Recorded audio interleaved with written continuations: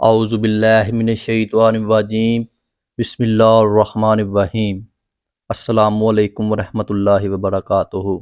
محترم ناظرین، اللہ تبارک و تعالیٰ نے اپنے محبوب سرور کونین سیدنا و مولانا حضرت محمد صلی اللہ علیہ وآلہ وسلم کو تمام جہانوں سے بڑھ کر علم عطا فرمایا۔ تمام کائنات مل کر بھی رسول اللہ صلی اللہ علیہ وآلہ وسلم کے علم کا تصور نہیں کر سکتی۔ اس طرح ہر نبی کو اللہ تعالیٰ نے اتنا وسیع علم عطا فرمایا کہ انبیاء کرام علیہ السلام کے علاوہ تمام مخلوقات مل کر اس مقام تک نہیں پہنچ سکتی، اور پھر رسول اللہ صلی اللہ علیہ وآلہ وسلم کو تمام انبیاء کرام علیہ السلام پر فضیلت بخشی۔ لیکن اللہ تبارک و تعالیٰ کے علم، اللہ تعالیٰ کی ذاتی صفت میں اللہ تعالیٰ کا کوئی شریک نہیں ہے، جو کسی کا عطا کیا ہوا نہیں ہے، جو اللہ تعالیٰ کو ہمیشہ ہمیشہ سے اور ہمیشہ ہمیشہ تک ہر چیز کے بارے میں حاصل ہے۔ اس علم کے حصول میں کسی قسم کا کوئی واسطہ نہیں ہے، جس کی خبر اللہ تعالیٰ کو کسی نے نہیں دی۔ شریعت کے عرف میں علم غیب سے یہی مراد ہوتا ہے، اور اس پر غیب کا اطلاق بندوں کی نسبت سے ہوتا ہے۔ ظاہر ہے کہ اللہ تعالیٰ کا ذاتی علم جو بلا واسطہ کسی کے بتائے بغیر ہمیشہ سے ہمیشہ تک کے لیے حاصل ہے، اس میں کوئی بھی شریک نہیں ہو سکتا۔ بے شک البتہ اللہ تعالیٰ نے انبیاء اکرام علیہ السلام کو اور ان کے واسطے امتوں کو جنت، جہنم اور قبر کے احوال نیز بہت سی وہ باتیں بتائی ہیں جو پردہ غیب میں ہیں، جنہیں اخبار غیب اور انبیاء الغیب یا اطلاع علی بعض المغیبات کہا جاتا ہے۔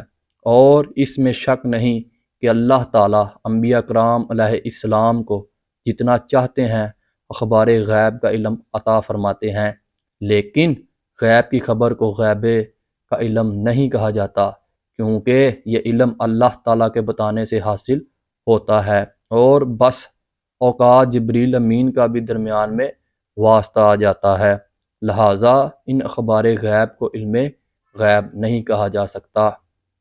ایک مثال کے ذریعے سمجھیے، ایک وہ شخص جو کوئی چیز ایجاد کرے یا کوئی سائنسی تجربہ کر کے جدید ٹیکنالوجی حاصل کرے، اور دوسرا شخص وہ ہے جو پہلے شخص سے ٹیکنالوجی حاصل کر کے وہی چیز بنائے یا دنیا میں سب سے پہلے اس ٹیکنالوجی کی خبر دے اور اس کی تشہیر کرے۔ ظاہر ہے کہ دنیاوی نظم کے تحت ایجاد موجد کی ہی کہلائے گی، اور خبر دینے والا یا اس ایجاد کو نقل کر کے اشیاء بنانے والے کو موجد نہیں کیا جائے گا۔ اسی طرح بلا تشیبہ سمجھیے کہ ایک غیب کا براہ راست بلا واسطہ علم ہے، اور دوسرا انہی مغیبات میں سے بعض اشیاء کے بارے میں خبر دینا ہے۔ علم غیب اور علم اخبار غیب کا یہ فرق قرآن مجید نے بھی واضح کیا ہے۔ درج ذیل میں دونوں طرح کی آیات ذکر کی جاتی ہیں۔ مذکورہ تشریح کی روشنی میں دونوں آیات اپنی جگہ واضح ہیں۔ ہمارے نبی حضرت محمد صلی اللہ علیہ وآلہ وسلم نے خطاب کرتے ہوئے اللہ تعالیٰ کا فرمان ہے، ترجمہ: میں تمہیں یہ نہیں کہتا کہ میرے پاس اللہ کے خزانے ہیں، نہ میں غیب جانتا ہوں اور نہ ہی میں فرشتہ ہوں۔ سورۃ الاعراف میں ہے۔ ترجمہ: آپ کہہ دیجئے کہ میں اپنے لیے نہ تو نفع کا مالک ہوں اور نہ ہی نقصان کا، مگر جو اللہ چاہے، اور اگر میں غیب جانتا تو میں بہت زیادہ خیر حاصل کرتا، اور مجھے برائی چھوتی ہی نہیں۔ میں تو ڈرانے والا اور خوشخبری دینے والا ہوں۔ اے ایمان والوں کو، بات تو اترتے ثابت ہے کہ بہت سے مواقع پر رسول اللہ صلی اللہ علیہ وآلہ وسلم کو تکلیف پہنچائی گئی۔ مثلاً آپ صلی اللہ علیہ وآلہ وسلم کے پاس کچھ لوگ آئے، انہوں نے خود کو مسلمان ظاہر کیا اور کہا کہ قوم میں تبلیغ دین اور قرآن کریم سکھانے کی ضرورت ہے۔ آپ صلی اللہ علیہ وآلہ وسلم اقراء علما اور صحابہ کرام کو ساتھ بھیج دیں۔ اس طرح کے دو واقعہ پیش آئے جن میں آپ صلی اللہ علیہ وآلہ وسلم کے صحابہ کرام کو راستے میں دھوکے سے شہید کر دیا گیا۔ ظاہری بات ہے کہ رسول اللہ صلی اللہ علیہ وآلہ وسلم دشمنوں کی سازش کو جانتے ہوئے اپنی امت کے ان منتخب لوگوں کو ہرگز ان کے حوالے نہ کرتے۔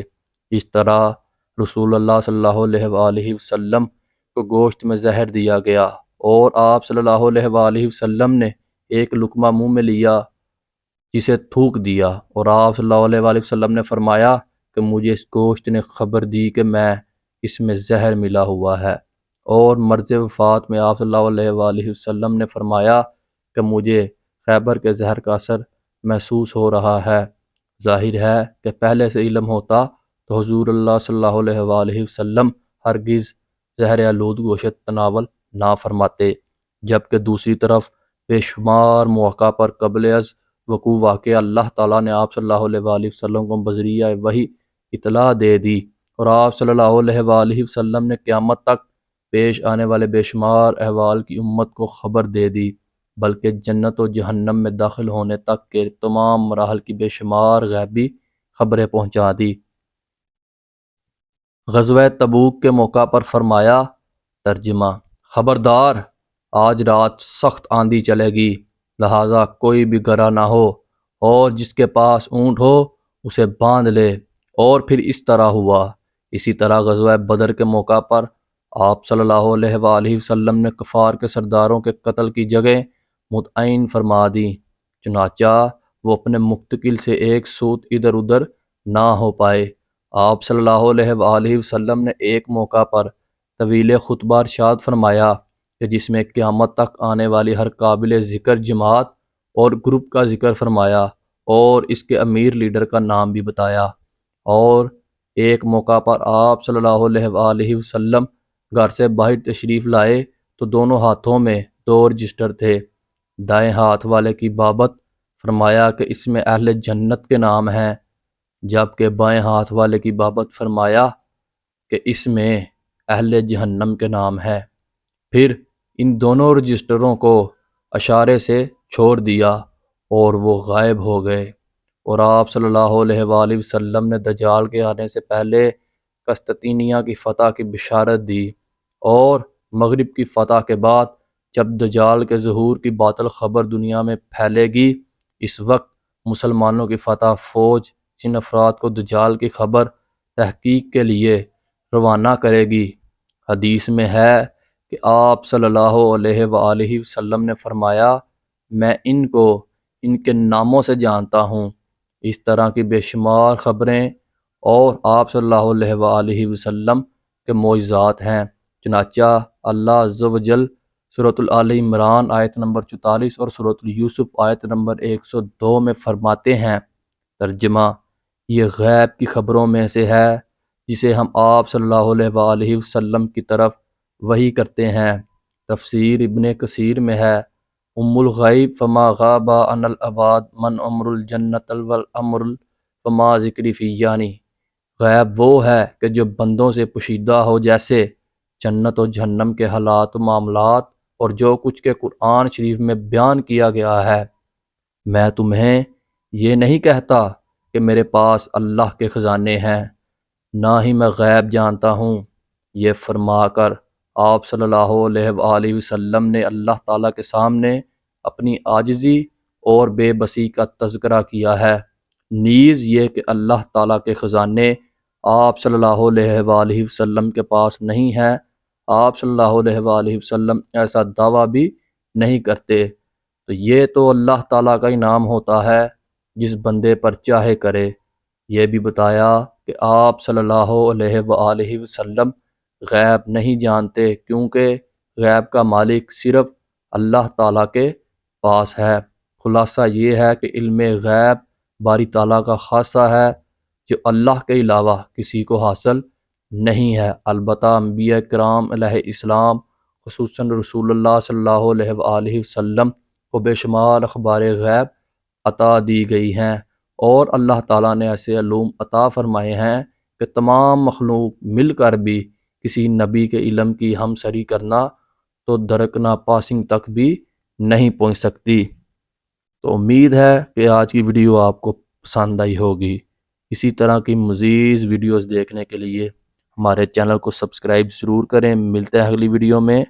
اللہ حافظ۔